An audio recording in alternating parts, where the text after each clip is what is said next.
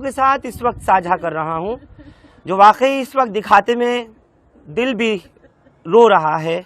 किस तरह से एक माँ बाप अपनी उस लाडली को, अपनी उस बच्ची को, जिसको पहली बार जब वर्दी पहनाई गई तो इन उम्मीदों के साथ इन्होंने वर्दी पहनाई थी कि बुढ़ापे का सहारा बनेगी, और आज वो राबिया माँ बाप के साथ नहीं है। बेरहमी से उसका कत्ल कर दिया गया। और फरीदाबाद में, जो कि हरियाणा का सूरजकुंड के पास का इलाका है, माँ बाप को बेहद बुरी हालत में उस राबिया की तस्वीर जो आप देख रहे हैं, उसकी बॉडी मिली। तन पर ये वर्दी बड़े फ़ख्र से पहनी थी, और बस इस साल कुछ महीने पहले ही सिविल डिफेंस में राबिया ने ज्वाइन किया था। बड़ी उम्मीदों के साथ माँ बाप ने भेजा था, लेकिन नहीं मालूम था कि कुछ महीने का ही साथ रहेगा इस वर्दी का। एक सेट करा, मुझे एक सेट ले गए, मुझे ले आकर वो बोले कि तुम्हारी राबिया का मर्डर हो गया है। मतलब सर किसने कर दिया। मैं फिर भी हिम्मत हारा रहा कि मेरी घरवाली कमजोर थी, कि ये वही खत्म वो हो जाएगी। तो मैं हिम्मत बांधा रहा कि मट्टी तो मेरी पैरों की तरफ खिसक गई। मैं बोला जी किसने करा, आप ये बताओ। कि निजामुद्दीन ने करा। बोला वो कहाँ है? क्या जी वो तो दिल्ली की चौकी में सिलेंडर हो गया है। क्या ऐसा करो तुम इस घरवाली को छोड़ियो। फिर मैं घर ले आया और उन्होंने कहा कि 2-3 आदमी को लेकर आ जाओ। तो मैं अपने मकान मालिक को ले गया, एक और है किराएदार, उन्हें लेकर गया। हम तो एक बड़े लड़के को लेकर फिर हम वहीं गए। हम वहीं थाने गए। थाने जाकर फिर तो लिखत पढ़त होती रही। मैं तो अब मेरा तो हाथ पैर काम करने बंद हो गए। पूछताछ फिर मेरे मालिक से हुई। बॉडी किस कंडीशन में पाई? देखो जी बॉडी तो हमें यहाँ दिखाई नहीं। उन्होंने तो उठाकर वहीं भेज दिया सरकारी अस्पताल में फरीदाबाद। हाँ पोस्टमार्टम के लिए। हमें तो बॉडी पोस्टमार्टम करा दिया गया, और फिर उसके बाद पोस्टमार्टम के राबिया को कब तदफीन किया गया? मदफून 2 घंटे के अंदर अंदर उन्होंने पोस्टमार्टम करा कर 27 तारीख को ही आपने दफना दिया। हाँ जी। कहाँ ले जाकर? उसका जब लड़के ने देखा वहाँ ट्रे में, तो उसकी गर्दन कट हुई थी, चाकू लगे हुए थे। बाकी तो जब पोस्टमार्टम हो गया तो जिस्म दिखना बंद हो गया। फिर जब हम घर लेकर गए, यहाँ लेकर आया, यहाँ से बच्चों को लेकर मैं घर गया। और जब उन्हें नहलाना चले, जब गुस्ल कराया, हाँ जब नहलाने चले तो जो नहलाने वाली थी उसे देख के एकदम चक्कर खा गई। वो उसे जाफ आ गया। ऐसी हालत होती कि शर्म में शर्म क्या, उसकी एक छाती गायब थी। पेशाब की जगह पे भी चाकू लगा हुआ, लैट्रिन की जगह भी चाकू लगा हुआ, बलात्कार भी किया और उसका बलात्कार भी किया गया। पेट में पीछे से गोश्त ऐसा निकाला गया जैसे उसको खाया गया है। इतना गोश्त नहीं था, चाकू हाथों में जब चाकू थे लगे हुए थे। इतना गोश्त नहीं था। जो चाकू देख रहा था उसे जाप आ रही थी, तो वो नहाना भी बंद कर दिया था। जो गुस्ल कराने आए वो भी इतना बुरा हाल उसका हुआ देखा।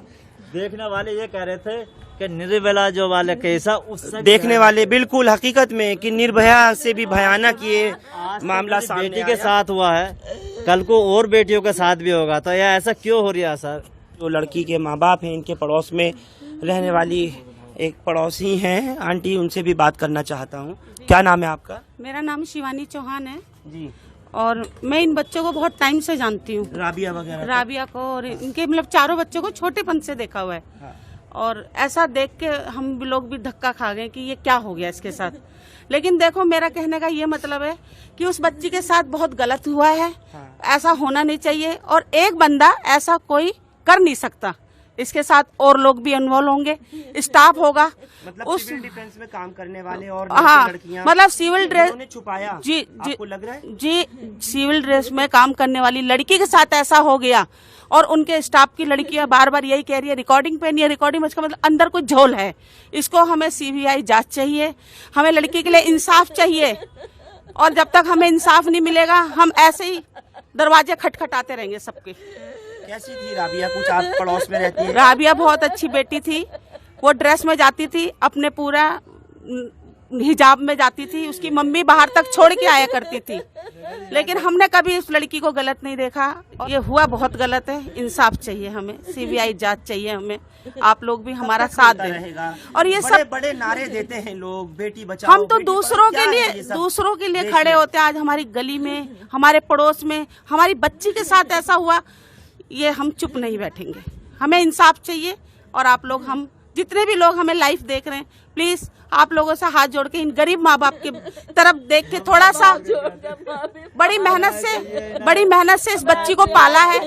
घर घर में झाड़ू पोछे बर्तन करके पढ़ाया लिखाया। झाड़ू पोछा करा अपने जो बच्चों देखने वाला ये कह रहे थे निर्मला भी कम है, जिस तरीके से इसे चाकू मार दिए गए। जो देखने वाले थे देखने वाले ये कह रहे थे कि ऐसा भयानक केस तो अभी हुआ ही नहीं है, हुआ तो बहुत पर ऐसा नहीं हुआ कभी, जिस तरीके से बोटी बोटी करके करा गया चाकू से। जिस तरह से निर्मम हत्या की गई है, वाकई बहुत दिल दुखाने वाला है ये मामला। और मैंने पर्सनल शरीर के साथ अंग भंग किया गया, उसकी एक चेस्ट गायब करी गई, ऐसे ऐसी जगह में चाकू मारा गया।